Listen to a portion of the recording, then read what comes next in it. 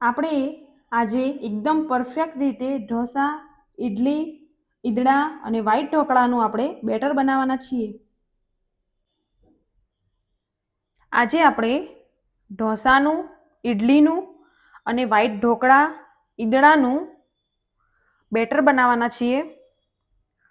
મેં અહીંયા 4 વાટકી ઝીણા ચોખા મતલબ કે ખીચડિયા ચોખા લીધા છે. તમે જોઈ શકો છો.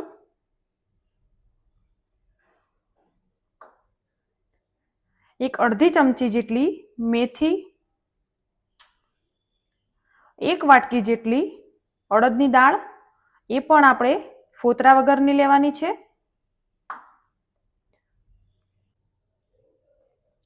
4 વાટકી ચોખા લઈ લઈશું.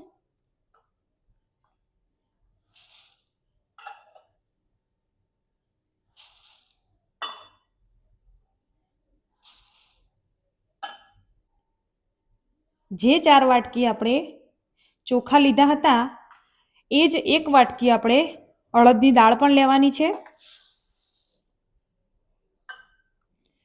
તેમાં આપણે અડધી ચમચી જેટલા મેથીના દાણા એડ કરવાના છે. મેથીના દાણા આપણે અડદની દાળમાં એડ કરવાના છે. હવે આપણે ચોખા અને દાળને 3 થી 4 વખત પાણીમાં ધોઈ લઈશું. 3 થી 4 વખત આપણે પાણીથી ધોઈ લીધા છે આપણે ચોખા અને અડદની દાળને. હવે આપણે 5 થી 6 કલાક સુધી આપણે દાળ અને ચોખાને પલળવા દઈશું.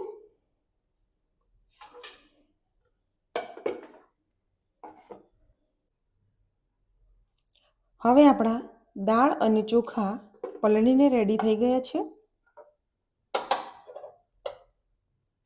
હવે તેમાંથી આપણે પાણી નિતારી લઈશું. બધું જ પાણી આપણે નીકાળી દીધું છે. હવે આપણે તેને એક મિક્સર જારમાં ચોખા લઈ લઈશું.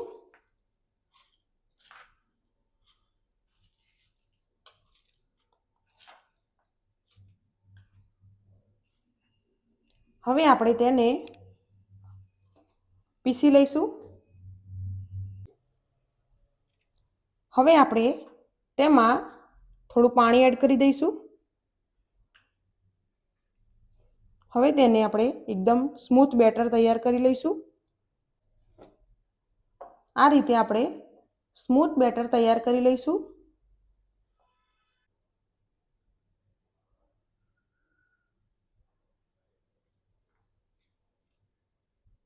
એ જ રીતે આપણે બધા ચોખાને આ રીતે પીસી લઈશું. એ જ રીતે આપણે અડદની દાળને પણ પીસી લઈશું. થોડું પાણી એડ કરી દઈશું.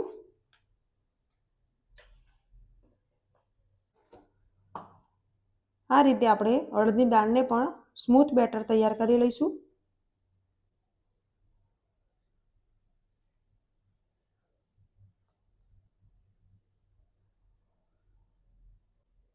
મેં અહીંયા ચોખા અને અડદની દાળને મિક્સ કરી લીધી છે.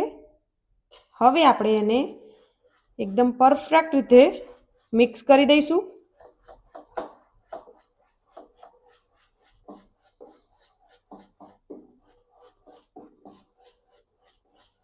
હવે આપણું બેટર એકદમ સ્મૂથ રીતે બનીને રેડી થઈ ગયું છે. હવે આપણે તેને 6 થી 7 કલાક આથો આવે એ રીતે મૂકી દઈશું. હવે આપણે બેટરને ઢાંકીને મૂકી દઈશું.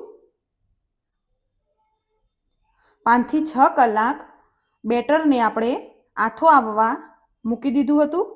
હવે આપણે બેટરને ચેક કરીશું.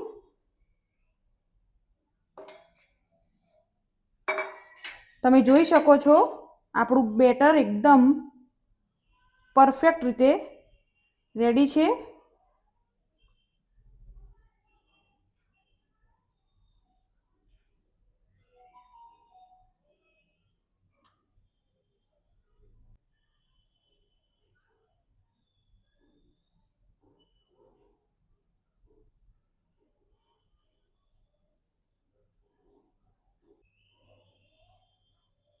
એકદમ પરફેક્ટ રીતે આપણી બેટરને આથો આવી ગયો છે.